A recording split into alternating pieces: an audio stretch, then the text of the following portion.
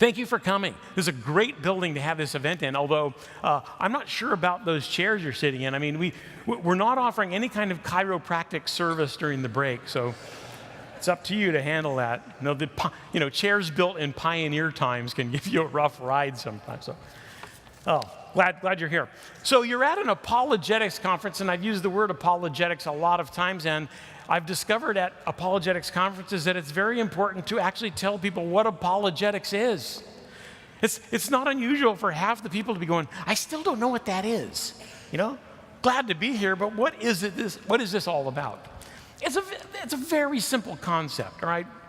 Apologetics, it's based on an ancient Greek word, so that's where the confusion comes from. But apologetics is simply offering reasons for faith. Offering reasons for faith. Showing people why it's a good idea to put their trust in the Lord Jesus Christ, right? And so therefore we offer evidence for the existence of God and for Jesus being the Son of God and his coming back from the dead. There's tremendous evidence for that. It's remarkable. In fact, it tends to blow people's mind how good the evidence is that Jesus was really alive at point A, dead at point B, and alive again at point C. That's part of apologetics. Are the Christian scriptures historically reliable? And so on. Why is it that God allows evil? Can we make sense of that? These are all important apologetics questions. It really has nothing to do with saying you're sorry for being a Christian, okay? It's really not a whole Saturday devoted to that. So it's offering reasons for faith. 1 Peter 3:15, always be prepared to give an answer to anyone who asks you to give the reason for the hope that you have. But do this with gentleness and respect, all right? Now, some people think we don't really have much to offer in that arena, Christianity is all about blind faith. That's really what it is. In fact, all religions are really about blind faith. See, that's a problem. In fact, there was an editorial piece written in the Los Angeles Times a few years back by an engineering professor at the University of Southern California. His name is Bart Costco. So Bart Costco was annoyed that the government was giving money to faith-based organizations to do good in the community, and so he rails against it in an op-ed piece in the LA Times. And in the course of railing against faith-based initiatives, he says, he gives his definition of faith, and I think it's very instructive. Listen to this. Bart Costco, engineering professor at USC. Faith, he says, is unwarranted belief. Faith is belief without evidence or despite evidence to the contrary. Faith occurs when a person believes that something is true even though he suspects it's false. It takes large doses of such faith to support the very existence of casinos, psychic hotlines, astrology columns, mall Santas, and most organized religions. Is that what we signed up for? Oh, for goodness sakes. I got to tell you, this is what we were signed up for. I definitely signed up for the wrong thing. I mean, he's basically saying what religious belief is, what faith in religious terms is, to walk out to the edge of the religious abyss, you close your eyes, and you leap blindly into whatever religion you choose. That is not what I've done, and I don't know about you. Now, I suppose you can do that if you'd like, but you don't have to do that. Christianity is a religion into which you can walk with your eyes wide open, asking hard questions all the way. And it's unique in that respect. And I'll talk about that in just a moment. I'm going to give you a little presentation on what sets Christianity apart from the big religious pack in the world. In fact, I'll jump right into that. That's my topic this morning. All that was introduction. Now to the topic. How does Christianity stack up against the great world religious traditions? I did my doctoral work in religious studies at the University of California in Santa Barbara. Yeah, I didn't think you'd say, go Gauchos. I never understood why the school mascot was named after a pair of women's pants. Sir, a gaucho is actually an Argentine cowboy. Okay, just clear that up. UCSB has a top doctoral program in religious studies, and I was very happy to get into it because it was one of the top programs in the world. And I was a Jesus-loving, Bible-reading Christian in this program. And they hadn't seen one of me in a very long time, It was a big graduate program, prestigious graduate program, and I was glad to be in it. And I got a chance to study all of the great world traditions like Buddhism and Hinduism and Islam and Mormonism, you name it. And I got a chance to study it from stem to stern. And it was a great experience. And all along the way, I was able to compare my traditional Christian beliefs with the beliefs of these other faiths. And here's what I discovered, all right? I'll save you the trouble of doing that. Well, I hope some of you do that because it's an important exercise if you're really grounded in Christ to do something like that. But here's the conclusion. Christianity compared to the other great religious traditions. Christianity's weird. There, now it's out in the open, right? Christianity is very strange. It doesn't really fit the category of religion as I came to understand it by studying the other religions. In fact, if there's a box called religion, here's a box called religion, and you try to drop Christianity into it, right?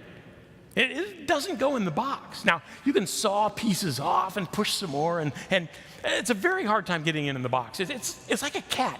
You ever tried to put a cat into a small box, Your kitty,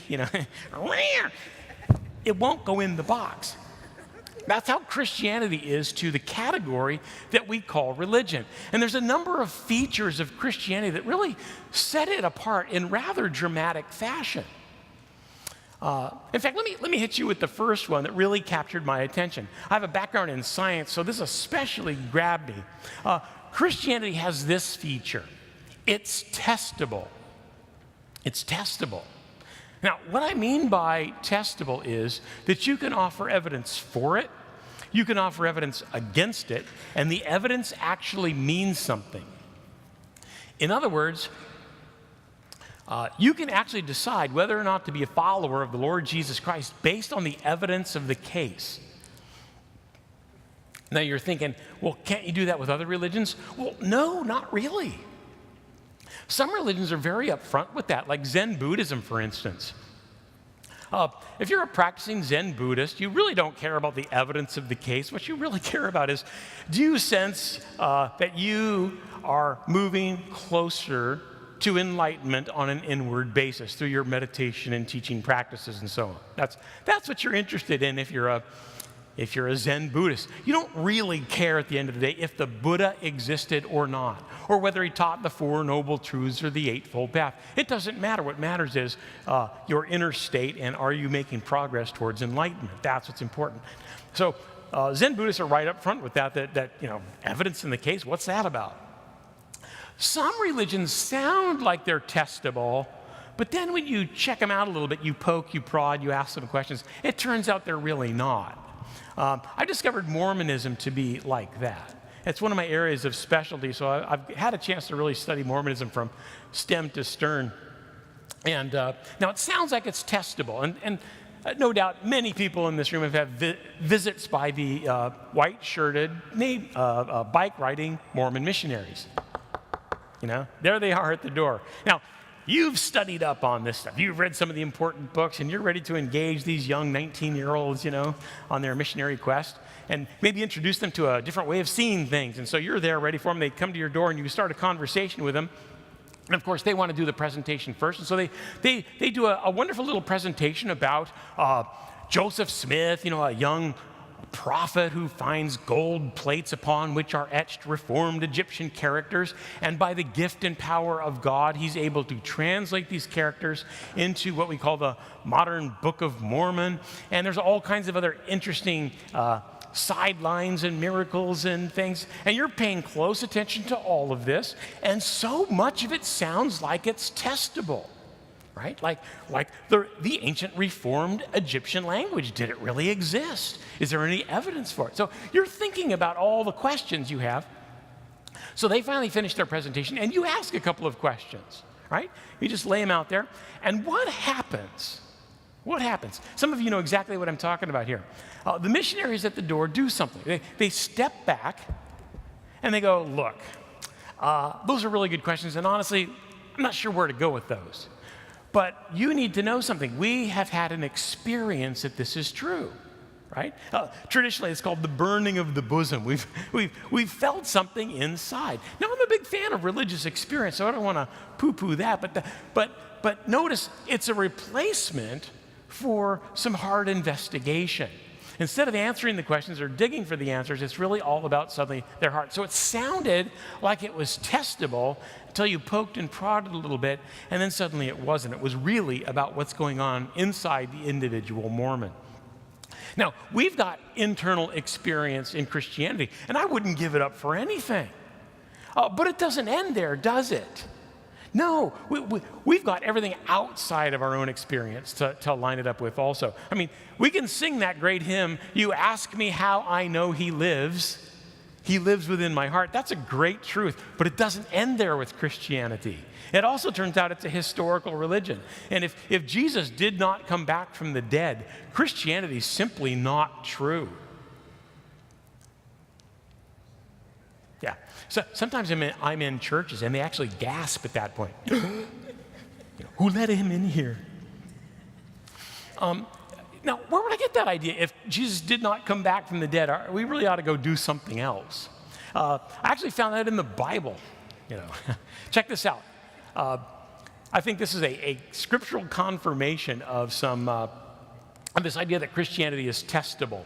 In fact, I call the passage that I'm going to read to you one of the strangest passages I have ever seen in all of religious literature. You're not going to find something like this in the Quran or the Book of Mormon or the Bhagavad Gita or the Buddhist Tripitaka. You're not going to see anything like this. It comes from 1 Corinthians chapter 15, starting with verse 12. You got to check this out. 1 Corinthians 15, starting with verse 12.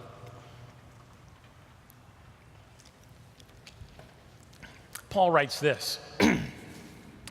But if it is preached that Christ has been raised from the dead, how can some of you say there is no resurrection of the dead? If there is no resurrection of the dead, then not even Christ has been raised. And if Christ has not been raised, our preaching is useless. I love that sound. That's great. And so is your faith. Really? He continues. More than that, we are then found to be false witnesses about God. For we have testified about God that he raised Christ from the dead. But he did not raise him if, in fact, the dead are not raised. For if the dead are not raised, then Christ has not been raised either. And if Christ has not been raised, your faith is futile, empty, worthless would be synonyms there. And you're still in your sins. Then those also who have fallen asleep in Christ are lost. If only for this life we have hope in Christ, we are of all people most to be pitied. Wow! Really? This actually shocks a lot of Christians. People who've been following Jesus for a long time and have read the Bible many times. This still shocks them. Wow, I just didn't realize that what Jesus did on the cross, and especially coming back from the grave, meant to everything. Yes, it puts a stamp of approval on everything that we believe. It's the central miracle of human history. Some people react like, what was the Apostle Paul thinking writing that, for goodness sakes? That's a dangerous thing to do. You lay it out there like that. I mean, what if the evidence doesn't stack up? Well, turns out the evidence is stunningly good. Now, we need to do a conference like this again so we can focus on the evidence for the resurrection in one of the talks. We got many more talks to give. We're just giving you a sample today, but this is a really important one, the evidence for the resurrection of Jesus. The evidence is clear and compelling that Jesus was alive at point A, he was dead at point B, and he was alive again at point C. I think that's a decided result of the historical record, and God was very generous in providing the evidence, a tremendous trail back through history testifying to what he did on our behalf. But if you look at it another way, the Apostle Paul, you think, what were you thinking? He basically hung Christianity by a thread, right? The thread of the resurrection, and invites people to come along and snip it. Now, it turns out that thread is made out of some super titanium alloy that breaks any pair of scissors that gets near it. But this is a bold statement. You are just not going to find something like this in other great religious texts of other religions. That's really remarkable. So Christianity is testable, and that's a feature, in my view, that sets it apart. And when I went to grad school, I kind of had a science background, was very scientifically minded, and this really captured my attention because I was afraid that religion at the end of the day was really going to be all about blind leaping. And that's really not a very scientifically minded way to approach something. But this, has kind of a general science approach to it that's very attractive. Now, there's some other features that set Christianity apart from the pack that I want to give to you. Let me present these to you by telling you a bit of a story. It's where I first kind of discovered some of these things. I was minding my own business at my office at BIOLA, and I get a call.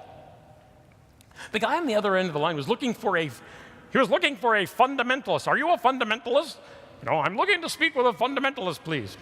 Now, the backstory is, turns out this guy was a teaching assistant at a local community college. They were getting towards the end of the term of this world religions survey class. And towards the end of the term, they like to bring in representatives of the various religions that they've studied. We got our Buddhist monk, and we got a Catholic priest. We should bring in some sort of, conservative Christian, a fundamentalist of some sort, And I can imagine their little meeting, the professor and a couple of TAs going, but where do you find them, And somebody goes, I know, BIOLA University probably has one or two hanging around, And so, all right. So one of the teaching assistant calls BIOLA. I can imagine him calling the general university operator. Hello, BIOLA University, how may I direct your call? Hello, I'm looking for a fundamentalist, please. One moment. And it comes to my office. Now, we have hundreds of faculty members, but I get the call. And I'm glad I did once I heard what was going on. But I was just, as you could tell, I was kind of taken with the guy and how he used the word fundamentalist, Wow. Could have been, terrorist or, whatever. So I said, look, so I was trying to explain to him what fundamentalist actually means, and where I would fit in the theological spectrum and so on. He wasn't the least bit interested. He's like, do you want to do it or not? I'm like, okay. Then he tells me, okay, it's next Wednesday at 8:30 in the morning. Now, that's fine. I'm a morning person. But college students generally aren't, I couldn't imagine anybody actually showing up to an elective class, at 8:30 in the morning. But turns out it's a popular class. In Southern California, people are very interested in all these strange religions we have floating around L.A., and some of the students are obviously in there trying to take some of these religions out for a little test drive, How does Buddhism accelerate?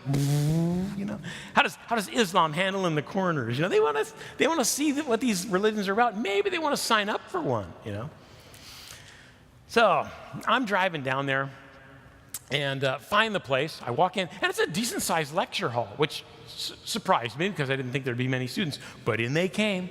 They were bleary-eyed from lack of sleep, and they were shuffling on in. They were carrying giant cups of coffee, and they were sitting down. The room didn't get full, but it got full enough to look full. There's a lot of people out there. And then it was time to start the class, and the teaching assistant, I remember meeting the teaching assistant. I said, hey, can I meet the professor? Is he here? And the teaching assistant goes, yeah, he's here. And I go, well, where is he? He goes, he's over there. I don't know why he wasn't using his hands. And so I looked down the first row of desks and chairs. It was kind of like this, where the seats flip up, but there's little desks that fold out. And right at the last one was the professor, must have been, because kind of a balding fellow, and he was just had his head down, looked like he was sleeping. And I go, oh, is he sick? And the guy goes, no. It was all so mysterious. So I got the backstory later. Turns out this professor, towards the end of the term, when he turns over his class to guest speakers, he doesn't have much prep going on, and he does show up for class, but he's basically sleeping off whatever he did the night before, drinking and chasing girls, So that's the backstory on that guy. So I hear this. I see that guy sleeping over there, and then the teaching assistant gives me an introduction. Now, we academics, we love our introductions, we like to be editors of journals that no one can pronounce, for instance, as Steve ran into this morning, right? So we love that stuff, award winner of this and author of that and chair of this, blah, blah, blah. We love that stuff. So, I'm expecting my introduction, and the guy goes, I don't remember what he said exactly, but I remember how it felt. Here's how it felt. Here's Craig Hazen. His education most likely consisted of memorizing Bible verses at Bill's Bible College and Feedlot, you know? That's how it felt. This guy's sleeping down there. I get a strange introduction, and I actually had this idea. I think it was from God. I never know if I have an idea from God. Maybe you folks get it. My wife gets it all the time, you know? I have the spiritual sensitivity of mushrooms, okay? Now, my wife hears from God a lot. Usually it's about something I should be doing, but nonetheless, yeah. But I get this idea, and it says, you have free reign here. And whether it was from God or not, it was true. I kind of did. That guy's sleeping it off. The teaching assistant's kind of wandering to the middle of the class. So I said, students, so glad to be with you here. My assignment is to give you some teaching on the American fundamentalist movement, and I'd be happy to do that. But honestly, while driving down here this morning, I was thinking, wouldn't it be better if I could take the class on a little journey? Because I know a lot of you are in here checking out these various religions, you know? What's Buddhism really like, and Islam, and Hinduism, and so on. And maybe you even might be interested in signing up for one of these. But here you are at a community college studying important things like astronomy and archaeology and, you know, accounting and art history and every other subject that starts with an A, you know. Oh, I got locked into the A category. So here you are using your mind and engaging it constantly. What if you were to take that bright mind of yours, that analytical portion of your mind, and apply it to the study of religion? Maybe you could sort through and understand which one would be just right for you. Well, you could tell that like the Starbucks had kicked in or something, because they're kind of like, whoop. What did he say? Yeah? Oh, we should do that. Yeah, let's do the journey thing. That's the thing we want to do. So I go, okay then, well, that's what we'll do. Now, I had no idea where I was going with this, so I'm like, okay, all right then. So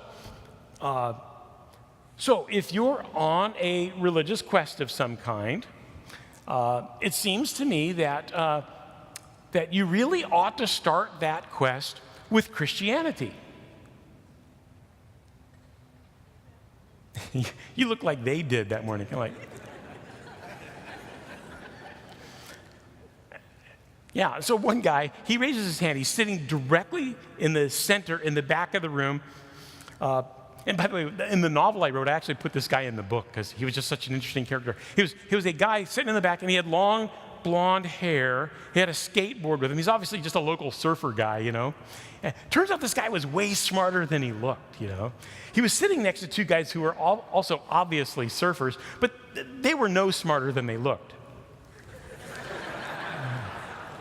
But this guy in the middle actually made a backstory up for him in the novel because, you know, you just weren't expecting some great philosophical thoughts out of a guy like that. But the way he spoke, you know, you wouldn't know he was really smart. He's like, he just raises his hand, and I call on him. He goes, so like, I thought you weren't going to give us a lecture on fundamentalism, but the first thing you say is, you got to start with my religion because it's best. What's that about? Yeah. I thought, well, that's a good way to get this thing off and running. Well, let me do this. Let me give you 5 reasons why. 5 reasons why a thoughtful person on a religious quest would obviously start that quest with Christianity. I had no idea if I had 5. Why did I say 5? I know I had 2. So they're all right. What do you got? And so they were gracious to me, not leaving the class yet. I said, all right. The first reason that a thoughtful person on a religious quest would obviously start that quest with Christianity is that Christianity is testable. And I said, what testability means is you can offer evidence for it, you can offer evidence against it, and the evidence actually means something. And I read to them this passage in 1 Corinthians 15. And added a few things like this is important because it can be studied and evaluated in a finite amount of time, right? I don't know how long it's going to take you to evaluate, say, the resurrection of Jesus, but maybe it's going to take you 7 hours of study and reading, you know. Maybe it's going to take you 7 days, maybe 7 weeks, maybe 70 years, but it is in principle studyable, and you can make decisions based on the evidence that you uncover. I go, that's really not going to happen in, say, Buddhism. In Buddhism, you're probably never going to get to the point where you're finally making a decision. In fact, I asked one senior Mahayana teacher in Buddhism one time, how many births, deaths, and rebirths, how many cycles on the wheel of samsara does it take before you're finally liberated? You're finally thrown off into nirvana. And he goes, oh, that would be something like 1 times 10 to the 60th power of lifetimes. Now, if you're a little rusty on your scientific notation, that's a huge number, right? That's 1 with 60 zeros attached to it. That's how many lifetimes before you ultimately know, that the end of Buddhism is true and so on. Oh, my goodness. So, it makes a lot of sense if you're a college student, you've got, appointments for haircuts and stuff to be a little more focused in your study about these various religions. So it makes perfect sense that you start with Christianity. So they were okay with that. What else you got? All right. The second reason, by the way, you can actually follow along in your notes in the program you have. The second reason that a thoughtful person on a religious quest would obviously start that quest with Christianity is that in Christianity, salvation is a free gift from God. Salvation is a free gift from God. He just gives it to you. I got to tell you, folks, there's no religion on the planet today or through human history that just gives you salvation. It's remarkable. In fact, Lee Strobel, he wrote one of his latest books. I think this book won more awards than any of his books yet. It's called The Case for Grace, right? The Case for Grace. And he highlights people who have had these dramatic life transformations at the hand of God, under God's power. People who were, in all kinds of desperation in life. And so it's a wonderful book highlighting how gracious God can be and how that gift of salvation is handed out freely, even to the most despised and wicked. So he actually included me in the book. I'm in chapter 4, the professor. And I'm squeezed in between the executioner and the drug addict. Now you're all curious, what did you do? Nothing, I was just the professor. So I gave him a little bit of a historical overview of the nature of grace in the various world religions. Well, here's the conclusion. There just isn't much in the way of grace in other world religions, certainly not in the way it is presented in Christianity. So Christianity is a standout in this regard. Of course, I told those students in the class I was filling in for, I read to them the famous passage, Ephesians chapter 2, verses 8 and 9. Right? For by grace you have been saved through faith, and that not of yourselves. It's the gift of God, not the result of works, that no one should boast. So this idea of free really was resonating with the college students because they were college students and they understood the concept of free, They're always looking for a free sandwich or a free haircut or a free music download or something like that. So they understood the concept and they were tracking with me. But I read them this passage in Ephesians chapter 2, and I could tell it wasn't really connecting. So I told them a little story, a story that Jesus had told in the Gospel of Luke, my rendition of the parable of the prodigal son. And it really highlighted the nature of Christian grace and how it really is set apart from the other great traditions and what they might have as a kind of grace. And you know the story well, right? There's a father, and he owns a lot of land and cattle and so on. He's got a couple of sons. This is kind of a patriarch, probably a pillar of the community. And one of his sons come to him, and he's kind of an ungrateful dude. And he says, Dad, I'm out of here. I think I can live a better life. I think I know where I'm going. Hand it over. Hand over what, son? Hand over my inheritance. I'm ready to move on. So the dad, probably very sadly, probably sells off some cattle and so on, hands this kid a big bag of shekels, and he takes off for another country, a different land, and he blows through that money like there's no tomorrow. Wine, women, song all day long. And unfortunately, when he gets down to about his last shekel, unfortunately for him, there is a famine that hits the land. It's kind of dramatic. There's no food to be had. There's no work to be had. And this kid's getting hungry. He's so hungry, he wants to leap over the fence and eat the stuff the pigs are eating. Not exactly haute cuisine for a young Jewish boy, So he comes to his senses, says the text, What have what I've been doing. Oh my gosh, I was living like a king at Dad's place, and now look at me. So repentance starts to set in. He turns toward home, and he starts walking that dusty trail of repentance back home. Oh, it's a long walk. But his dad's sitting out on the porch one day, and he sees a speck of dust way out on the road. Clearly, it's a man walking, but as the speck of dust got bigger, he could recognize that it was his son. Now, what is a stately patriarch of a family like that supposed to do in a situation like that? Basically, you snap your fingers, you call your biggest and burliest servants. You say, please go escort that ungrateful wretch off my property and remind him that I never want to lay eyes on him again. That's what's supposed to happen. That's what the audience of Jesus hearing this parable was expecting the story to go. But that's not what happened. This fellow, in a very unseemly way, in my mind, he leaps off the porch, he runs to the boy, throws his arms around him, kisses it on both cheeks, puts a ring on his finger, new shoes on, a cloak, says, kill the fatted calf. Tonight we are celebrating. My son was lost, and now he's found. I can guarantee you, you are not going to find a picture of the grace of God like that in any religion on the planet in our time or through history. That is unique to Christianity. And brothers and sisters, we don't make enough of that. That's a huge selling point. It's a unique feature that catapults Christianity apart from the pack. So in Christianity, salvation is a free gift from God. The third reason that a thoughtful person on a religious quest would obviously start that quest with Christianity is that with Christianity, you get an amazing worldview fit. You get an amazing worldview fit.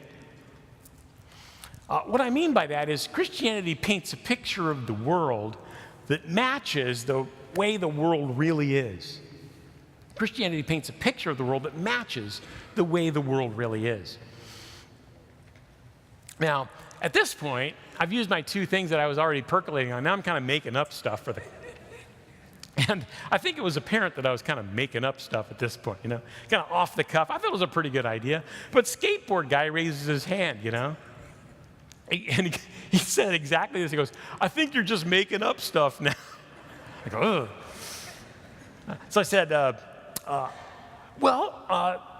in some ways I am. I mean, I know that was a really bold, broad statement. And the guy agreed. He goes, yeah, I mean, how exactly are you going to demonstrate that Christianity matches the way the world really is? I mean, you'll have to go through every fact of the world, both seen and unseen, to see if it matches up. That's the only way you could know such a thing. I go, well, that's right. But let me give you one crucial example that really does help make the case. And it's, how does Christianity handle the problem of evil, pain, and suffering? And how do the other great world religious traditions handle the problem of evil, pain, and suffering? Right? So this can be helpful in just sorting through the various religions. How do, say, the Eastern religious traditions handle the problem of evil, pain, and suffering?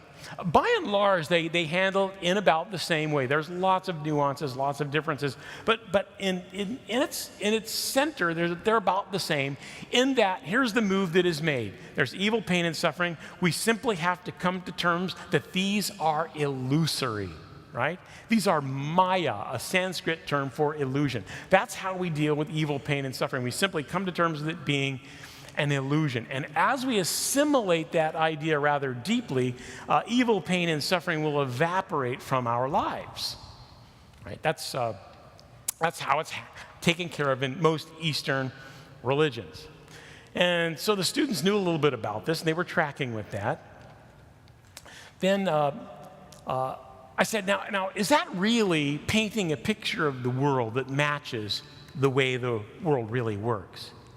And I said, I don't think so. Let me give you an example. Let's say, there's a village in Poland, and there's a small child there. No, I know. Doors open in the back of the classroom, and in walks an elderly woman. She's got a shock of gray hair, and she's got a cane, and she makes her way down to the front of the classroom here, students, and she sits right in the front. Well, we don't get classroom invasions by elderly women very often, so we pause for a moment and say, Madam, what's your story? And she doesn't hesitate for a second. She gets up, she turns to the class, and she starts telling us this gripping tale of her childhood in Nazi-occupied Poland. So she says one day, German troops arrive and start gathering people up. This is a primarily Jewish village, so they're basically rounding people up.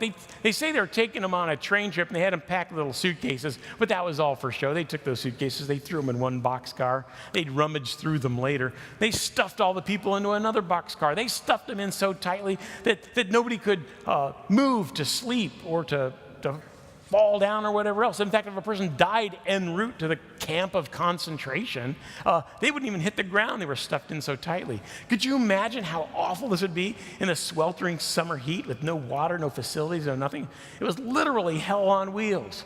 So they stuffed this whole village into these boxcars, and they haul off to some concentration camp. When they get there, they open the doors. Of course, people did die en route, and they're tossing bodies into a pile on the side, and they're hustling most of the people into a big compound. In the back of this big compound, you could see a couple of smokestacks chugging day and night. We know what was going on in there.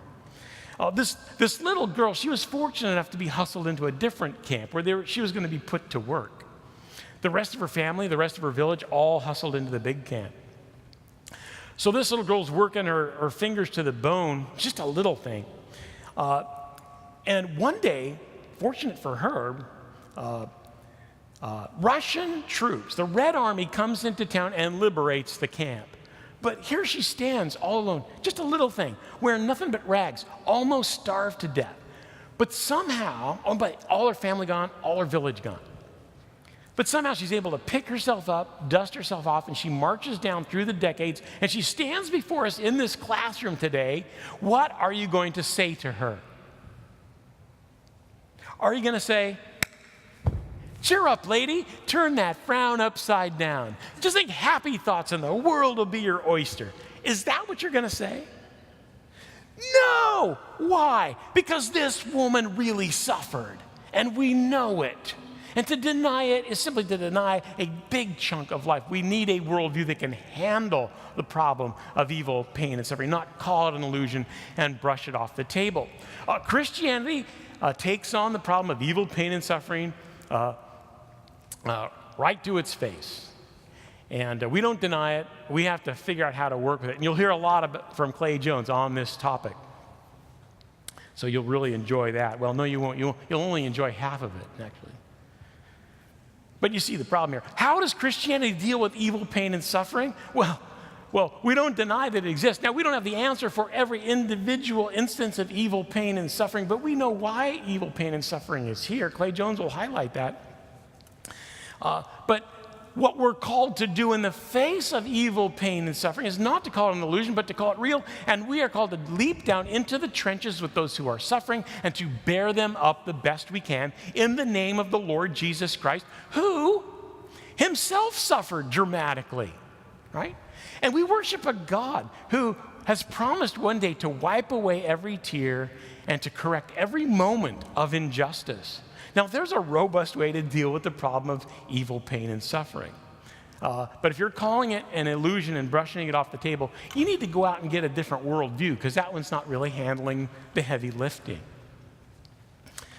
Now, I gave them 5. One was a bit experimental. I'm not going to give you what I would call number 4 today. I'm leaping right into number 5 to save some time and to make sure I get in number 5, because it's most important. So, the class was beginning to end. Now I didn't know that, nobody told me the ending time, but I could tell just by students, they're packing up their backpacks. There was actually another class that wanted to come in. There was a little door over here with a window in it, and there was a professor-looking fellow looking through the glass, tapping on his watch. So that gave me a small clue. Our professor was still sleeping over there. So I figured it's time to go. So I said, well, I've got one more thing, everybody, one more thing. The 5th and final reason why a thoughtful person on a religious quest would obviously start that quest with Christianity.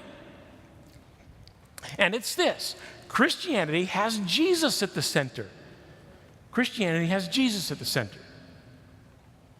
Most of the students ignore me. They just kept packing up. But skateboard guy goes, oh my gosh, does everybody see what just happened? Oh, we get right to the end. This was a lecture on fundamentalism after all. We get right to the end of the class, and this guy plays the big Jesus card, Well, of course, you have Jesus at the center, That's your religion, And so he's trying to get the crowd all in a ruckus. And the door's open. This class is coming in. All this class is standing up. And this was going to be the last word. So I just said, wait. Everybody kind of stopped for a minute. I said, what in the world have you people been learning in this class? You still down? What in the world have you been learning in this class? I mean, don't you know that Jesus is the universal figure? I mean, everybody wants to have a piece of Jesus. Almost every religion I bump into wants to grab Jesus, co-opt him in some way, maybe change him up a little bit and plunk him down near the center of their religion. For instance, I've met Buddhists who think that Jesus was certainly a reincarnation of the Buddha himself. If he wasn't that, he's no doubt a great bodhisattva in the Mahayana tradition. In Hinduism, some Hindus believe that Jesus might very well be a reincarnation of Vishnu himself, an avatar of Vishnu. If they don't go that far, a person like Gandhi thought Jesus was one of the greatest spiritual teachers ever, putting Jesus right near the center of his religious ideas. In Islam, for goodness sakes, Jesus emerges as a figure greater than Muhammad himself, right? I mean, it's very clear from Islamic tradition that Muhammad is a prophet, no doubt about that. But so is Jesus. But in addition, Jesus in Islamic tradition is born of a virgin, is a legitimate miracle worker, and will be standing with Allah at the scales of justice at the end of time. I'm not sure of the exact score, but it's something like Jesus 4, Muhammad 1, The point there being that it makes perfect sense to start your quest with Christianity because it has Jesus firmly planted at the center from the very beginning. And he is the universal religious figure. I remember, I finished that. I scooped off the stuff off of my lectern, and I just walked out. And I kept walking out a side door until I got to some picnic tables, and I just kind of dropped my stuff. Took a deep breath, and I noticed there's students coming out that same rarely used door. And they're coming at me, and they're starting to encircle me. I've had to be escorted off of campuses by the campus safety officers on many times. And so I wasn't looking forward to another time. But fortunately, they were not throwing sharp objects. They were asking sharp questions. Didn't have enough time for Q&A. They were very stimulated about this. But that ended up being the beginning of like an all-day seminar. I remember we were drinking coffee and eating pastries till about lunchtime. Then it was sandwiches, and I don't know exactly when it ended. We didn't make it to dinner. But they just loved chatting about that. They had no idea that you could actually think through some of the religious options. They thought it was all about just what feels right to you. But this idea that Christianity could actually be demonstrated to be true and that you could have a satisfied mind, both in the experience of Jesus and the evidence of the case, they just found remarkable. They wanted to hear more about that. So that's what lays ahead for us, understanding some of these ideas. And please take these with you and use them. I've been using these 4 ideas about the unique nature of Christianity for years, and they're very powerful in answering the basic question, isn't Christianity just like all the others? No, it really is set apart, and not just minimally, it's set apart in rather dramatic fashion and really needs your attention. Well, thank you so much for your kind attention.